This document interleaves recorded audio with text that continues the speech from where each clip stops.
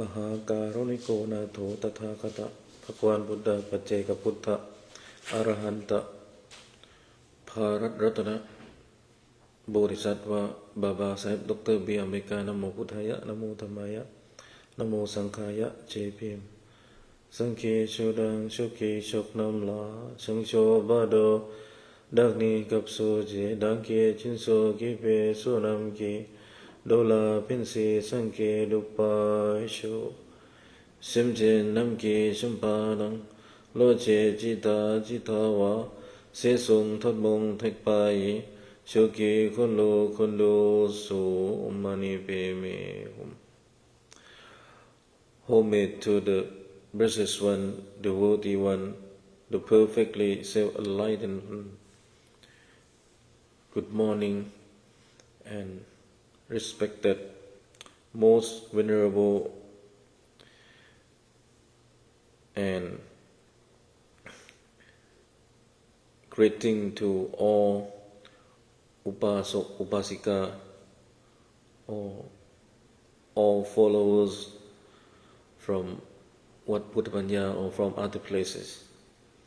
Welcome you all. It is a pleasure to be here with all you today to share the Dharma. So today I would like to talk about the history of Ramrim or the teaching of Ramrim. So let's start first with the history of Ramrim.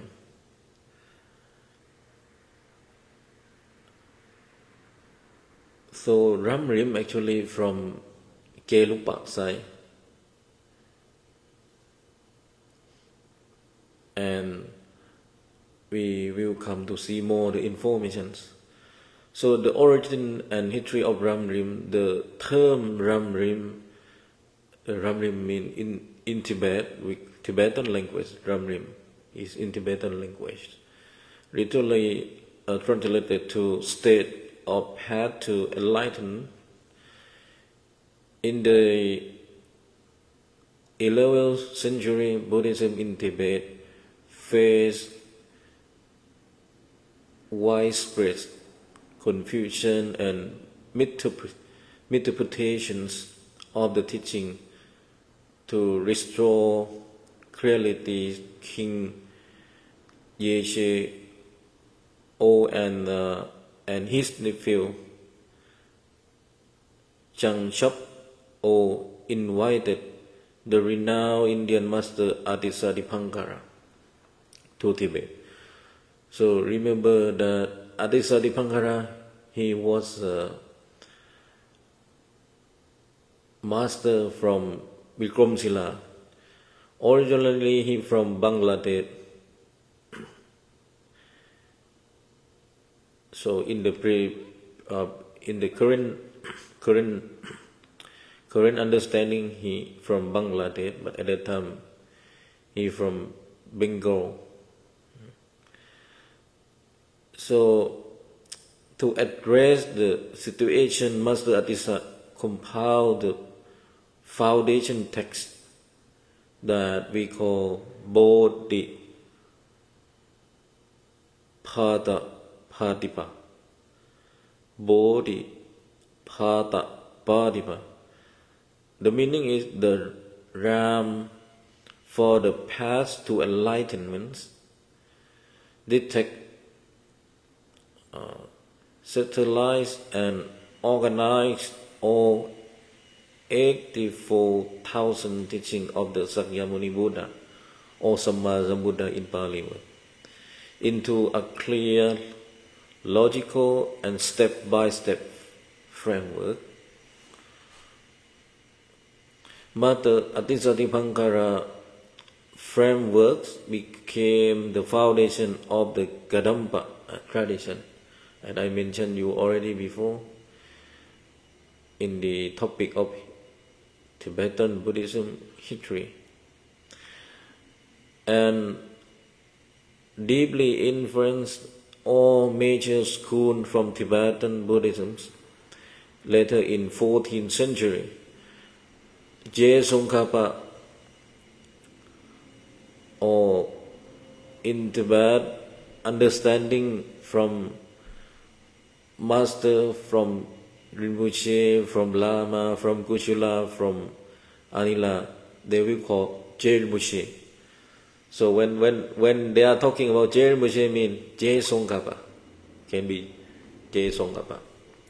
Each short name we might call Je Rinpoche.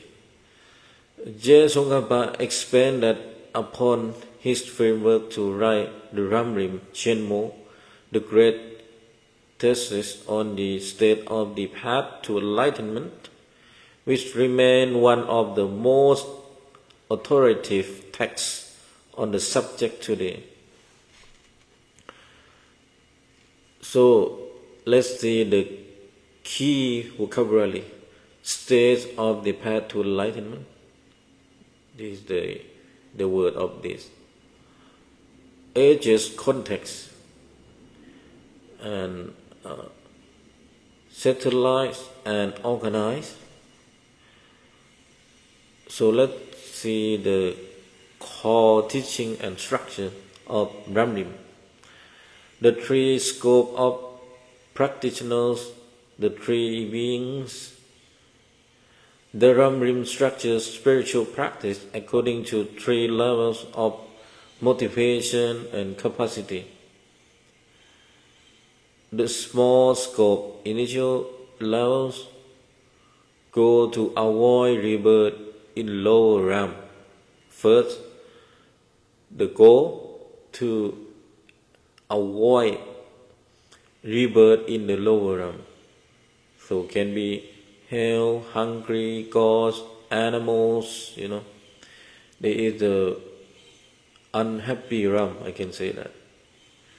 Can be hell, hungry, ghosts, animals, and secure out comfortable humans or heavenly rebirths. Key practice, let's say the key practice, to contemplating the preciousness of human life, meditating on death and impermanence, talking, refill in the three jewels, and living in accordance with the law of karma. So let's see the medium scope, intermediate levels. The goal is to attain personal liberation, nivarana, from the circle of existence. We call samsara or sangsara in Thai word. Key practice: contemplating the Four Noble Truths, understanding the suffering of circle existence, abandoning delusion, and practicing the three higher training. And let's see the last one, the great scope, advanced Mahayana level. So the goal is to attain full Buddhahood in order to liberate all sentient beings from suffering. The key practice is generating bodhicitta. So bodhicitta, that word, if you want to understand deeply, please read Bodhicharyavatara, that written by Mahapandita Sandideva, one of great master from Nalanda. And the key practice is generating bodhicitta, practicing the six perfection or paramita, or six parami, or 6 บารมี 6ในความหมายของพุทธแบบทิเบต by the Tibetan Buddhist understanding that they call six perfection or six parami. But in Theravada, we have 10 parami. But if we bring together and compare, it doesn't much difference, not much difference. It's really close. Because in the 6 parami, some part of parami is close to 10 parami in Theravada. And realizing emptiness, shunyata. So always when we study about Tibetan Buddhism, whatever school, whatever Yingma Pa, Kaicho, Chonang Pa, Sakya, Gagyu, or even Gelugpa, Bonpo, they will emphasize and try to teach you about shunyata or emptiness. There is very strong emphasis from Tibetan Buddhism point of views, I can say that, to realizing emptiness or shunyata. And also, if we try to comparing with the Theravada in Thailand, you might heard all the time Master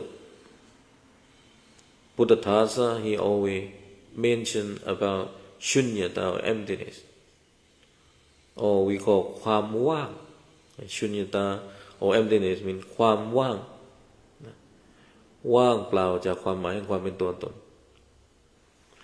something like that. So this is the history of Ramrim and a little bit about the structure of Ramrim. So let's see more the teaching of Ramrim. And remember that Ramrim that brought from Mahapandita or Acharya Adisatipankara.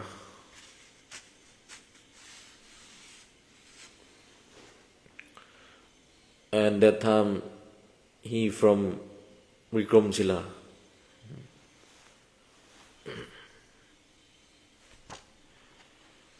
So the sound of Ramrim is like the summary what the Buddha taught. I feel that, And the motivation of Ramrim is look forward to be a Buddhahood.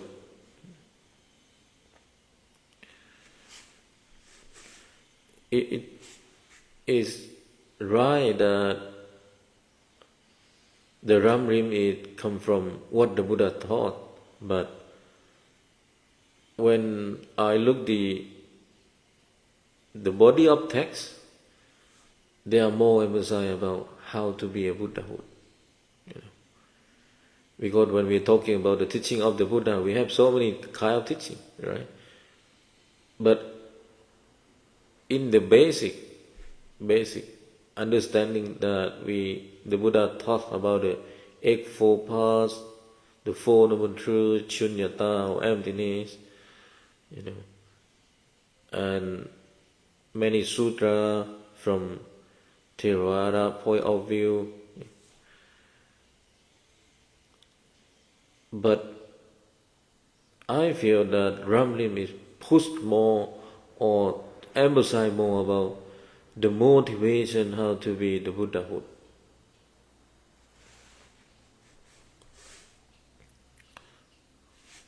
So we will see more in the teaching of Ramrim.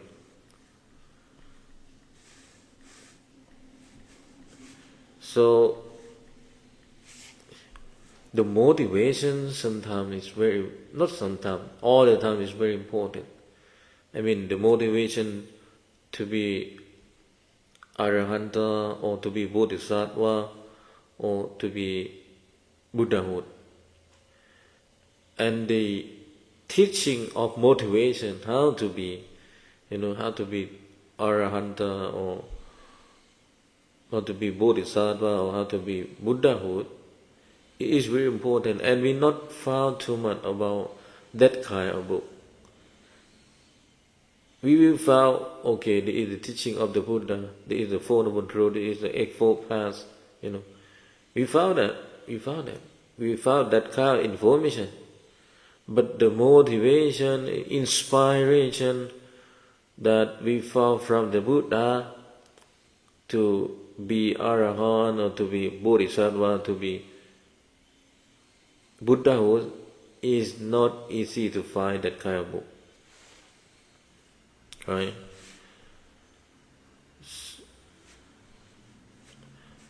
And when I remember that when I lived in Dharamshala in Himachal Pradesh, I have seen many times His Holiness Dalai Lama mention about Ramrim. So let's see more information about Ramrim.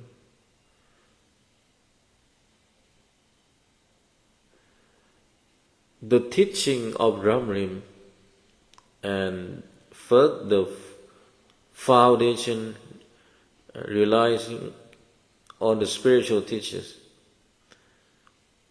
The Ramrim is mentioned about the teacher-student relationship. So both of sides have to cultivating devotion to a qualified spiritual guide to receive correct guidance on the path. And second is creation's human rebirth, realizing the rare opportunity of having a precious human life endowed with freedoms and fortune to practice the Dhamma, or the Dhamma in Pali word. So what we, Ramlim try to emphasize. And second is the small scope, initial level of practice. And I mentioned before already, the goal of Ramlim is to teach us to avoid rebirth in the lower realm. That can be hell realm, hungry god realm, animal realm, and secure a fruitful rebirth as a human or Deva. One is mindfulness of death and impermanence, remembering that death is certain and its time is uncertain to overcome attachment to this life. Die is certain, but time is uncertain to overcome attachment of this life. And when we're talking about certain and uncertain, I heard that story from the Theravada side also, that I listened from, maybe if I'm not wrong, I listened from disciple of Ajahn Chah. I cannot remember his name, I'm sorry. So mostly when the American people or white people, or can be, not only white people, British people, when they meet, when they greeting, they will say that, "Hello, how are you?" And the person will reply, "I'm fine, thank you, and you?" And one upon a time, Ajahn Chah came, and one of wise from the Western, I don't know which country, can be America, can be Germany, but the wise Buddhist monk asked Ajahn Chah that, "How are you?" And Ajahn Chah replied that, "Uncertain." Uncertain means in Thai word, ไม่แน่นอน So many wise Buddhist monk or the disciple of Ajahn Chah, at first time when they heard from Ajahn Chah uncertain, they feel confusing. What is that? Why Ajahn Chah talking like that? But if you understand about the idea or the practicing about the shunyata or emptiness or anicca, you will understand. Oh, this is a very deep Dhamma word. Because normally people will reply, "I'm fine, thank you, and you." But Ajahn Chah said that uncertain, ไม่แน่นอน Who know? You might not find, you might not happy at that time. Who gonna happy all the time, right? Because we not Arahant. That's it. Yeah. So if you are Arahant, or if you achieve some higher level of the Buddhist spiritual practice, it can be, you will be, you can say that, and you can say that happy, and I'm happy all the time. I stay in peace all the time, But actually not like that, right? So Ajahn Chah try to remind the disciple from the Western people, because the word "I'm fine, thank you, and you," if that happen or become a Western culture, I can say that it's a very strong attachment. But if you not realize, maybe not like that. If you not realize that word is problem, so if you realize, you will understand why Ajahn Chah say uncertain, ไม่แน่นอน And this is the practicing of impermanent, I can say that, because everything changing all the time, even the emotionals, even the mind of people, if they don't learn how to be mindful, the mind is changing all the time. So that's why Ajahn Chah try to remind that uncertain, ไม่แน่นอน Okay, that come to reflecting on the lower realm, understanding the insane suffering of low state of existence to generate a deep desire for protection. Right? Reflecting on the lower realm, understand the intense suffering of low state of existence to generate a deep desire for protection. And talking refuge in the three jewels, and entrusting oneself to the Buddha, Dharma, and the Sangha as the true source of refuge.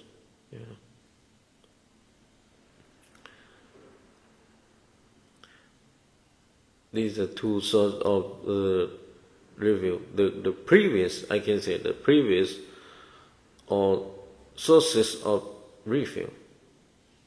What about the Buddha, the Dharma, and the Sangha, or three ratna, or the tree of refugees. And let's see the law of karma, cause and effect. Understanding that virtuous action bring happiness and non-virtuous action bring suffering, abandoning evil and practicing good. This is what the Ramrim try to emphasize. And the goal is to attain personal revelation, we call Nivarana. In Sanskrit we call Nivarana, in Pali we call Nibbana. From the entire circle of rebirth, that means to overcome samsara or sangsaravat in Thai word. Samsara in Sanskrit word. In Thai word we call sangsaravat. The truth of suffering, contemplating the pervasive suffering inherent in all circle existence, chain, pain, and condition existence. So let's see the circle, the cyclic existence can be chain, pain, and condition existence. A lot of obstacle, a lot of chain, a lot of impermanent, I can say that. And the origin of suffering identify ignorant or avijja. In Sanskrit we call avidya, avidya, and affective emotion,